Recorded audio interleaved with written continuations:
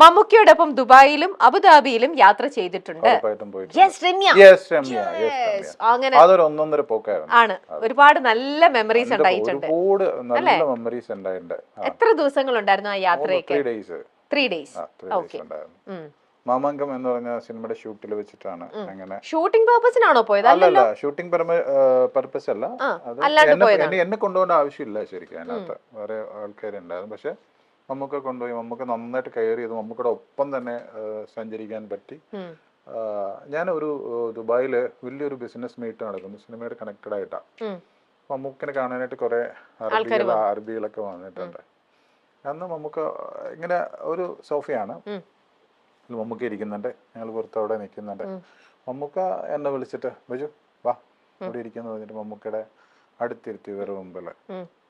അതൊക്കെ എനിക്ക് ഭയങ്കര പ്രൗഡായ ഒരു നിമിഷങ്ങളാണ്. പിന്നെ അന്ന് മാതൃഭൂമിയുടെ ഒരു പ്രോഗ്രാം നടക്കുന്നത്, മമ്മൂക്ക മാത്രമേ ഉള്ളൂ അതിനകത്ത്.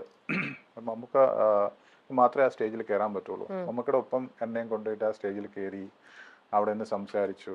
വേറെ ആരും ആ സ്റ്റേജിൽ കയറിയിട്ടില്ല മമ്മൂക്കയുടെ ഒപ്പം. എത്ര സന്തോഷം തോന്നിയ നിമിഷങ്ങളാണല്ലേ ബൈചേട്ടാ? ഒരുപാട് സന്തോഷം തോന്നിയ നിമിഷങ്ങളുണ്ട്. അതാണ് സിനിമയിൽ നിന്ന് കുറെ കാര്യങ്ങൾ മധുരാജയുടെ ഷൂട്ടിന്റെ സമയത്ത് ഞങ്ങള് അപ്പൊ ക്യാരവൻ ഇങ്ങ് എത്തത്തില്ല. അപ്പൊ അന്ന് ഒരു ഫൈറ്റ് സീക്വൻസ് ഞങ്ങള് മറ്റേ സ്റ്റേജ് പൊങ്ങി പോകുന്ന ഇതാ. അപ്പൊ ശരിക്കും അതിന്റെ ഒരു ഇതിടാനായിട്ട് ഷർട്ടിന്റെ ഇവിടെ ചെയ്തിട്ട് അപ്പൊ ഞങ്ങൾ എല്ലാവരും കൂടി ഇരിക്കുന്ന ഇതുണ്ട്. മമ്മൂക്ക അല്ല, ബാക്കിയുള്ള ആൾക്കാരെല്ലാവരും ആർട്ടിസ്റ്റ് എല്ലാം ഇരിക്കുന്ന ഒരു സ്ഥലം. അങ്ങനെ മമ്മൂക്ക വരുമ്പോ തന്നെ ഒരു ഇതാണല്ലോ. അപ്പൊ മമ്മൂക്ക വരുന്നു, എല്ലാരും പുറത്തോട്ട് ഇറങ്ങണം. മമ്മൂക്കൊക്കെ ഷർട്ട് ഇട്ടിട്ട് ഇത് ചെയ്യണം. എല്ലാരും പുറത്തോട്ട് ഇറങ്ങുമ്പോ എല്ലാരും മാറ്റും. അപ്പൊ ഞാനും ഇങ്ങനെ ഇറങ്ങി വരാം. എന്നോ നീ വേണ്ട അവിടെ ഇരുന്നോ അങ്ങനെ കുറെ. അപ്പൊ ഞാന് അതുപോലെ നമ്മുടെ കോവിഡ് ടൈമില് ആരും പുറത്തോട്ട് ഇറങ്ങത്തില്ലോ. അങ്ങനെ ഞാൻ കുറച്ച് ഫിഷൊക്കെ ഇട്ട് അന്ന് മമ്മൂക്ക എടുത്ത് വന്നു. മമ്മൂക്ക ഇറങ്ങി വന്നു. എന്നോട് വഴക്ക് പറഞ്ഞു, എന്തിനാ നീ ഇതൊക്കെ ഇട്ട് വന്നേ? എന്നിട്ട് പറഞ്ഞു ഞാനായതുകൊണ്ടിട്ടാണ് പുള്ളിക്കാരൻ. അങ്ങനെ വഴക്ക് പറഞ്ഞു, എന്തിനാ ഇങ്ങനെയൊക്കെ നടക്കുന്നത് എങ്ങനെയൊക്കെ ചോദിച്ചിട്ട്. അങ്ങനെ കുറേ ഇത്. അണ്ണൻ തമ്പി എന്ന് പറഞ്ഞ സിനിമ എന്റെ തിയേറ്ററിൽ അത് ഞങ്ങൾക്ക് ആദ്യമായിട്ട് റിലീസ് ചെയ്ത് കിട്ടിയ സിനിമയാണ്. അണ്ണൻ തമ്പി മുതല് ഒരു 6-7 സിനിമയ്ക്ക് ഞാൻ മമ്മൂക്കനെ ആ ടൈമിൽ വിളിക്കും. മമ്മൂക്കയുടെ ഫസ്റ്റ് ഇൻട്രോ സമയത്ത് ഞാൻ മമ്മൂക്കനെ വിളിക്കും ഫോൺ. എന്നിട്ട് ആൾക്കാർ ഭയങ്കര ഫാൻസ് അല്ലേ, ഈ ബഹളമൊക്കെ ഞാൻ കേൾപ്പിച്ചു കൊടുക്കും മമ്മൂക്കനെ. അങ്ങനെ കുറെ അത്രയും ഇതുണ്ട്. ഈ അടുത്ത കാലത്താണ് ഞാൻ മമ്മൂക്കയുടെ കൂടെ ഞാനിപ്പോ ലാസ്റ്റ് ബർത്ത്ഡേക്ക് ഞാൻ ഇവിടുന്ന് മൂന്നാർ പോയി. അപ്പോ ആരും പോയിട്ടില്ല, മമ്മൂക്കയും ഫാമിലിയും മാത്രമാണ് മൂന്നാർക്ക് പോയി. അങ്ങനെ ഞാൻ ഒരു വലിയ ബൊക്കെയൊക്കെ ആയിട്ട് വെളുപ്പാങ്കലത്ത് അവിടെ ചെന്നു. അപ്പൊ പുള്ളിക്കാരൻ അവിടെ ഉണ്ടെന്ന് ആർക്കും അറിയത്തില്ല.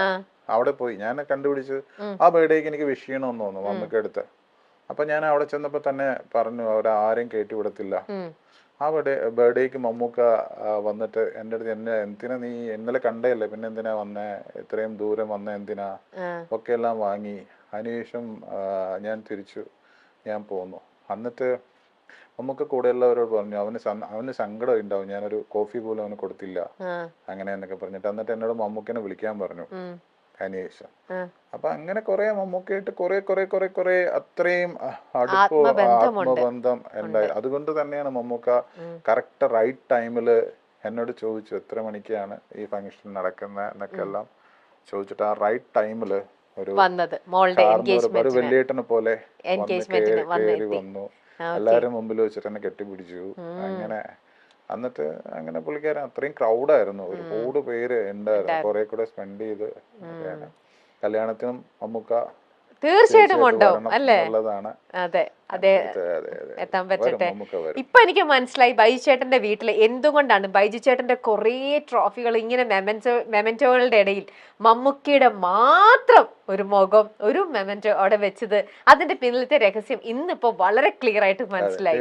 ഇത്രയും ഡെപ്തിൽ അന്ന് പറഞ്ഞില്ല, പക്ഷെ ഇന്നിപ്പോൾ ആ ഡെപ്തിൽ പറഞ്ഞപ്പോഴാണ് ആ ആത്മബന്ധം, നിങ്ങളുടെ തമ്മിലുള്ള ആ ഒരു ബന്ധത്തിന്റെ ആഴം മനസ്സിലായത്. ഞാൻ പറഞ്ഞില്ലേ, ഞാൻ അന്ന് 8ാം ക്ലാസ്സിൽ പഠിക്കുന്ന സമയം മുതലേ മമ്മൂട്ടി എന്നൊക്കെ ഇപ്പോഴല്ല, അന്ന് മമ്മൂട്ടി എന്നല്ലേ പറയുള്ളൂ. അതെ. അപ്പോ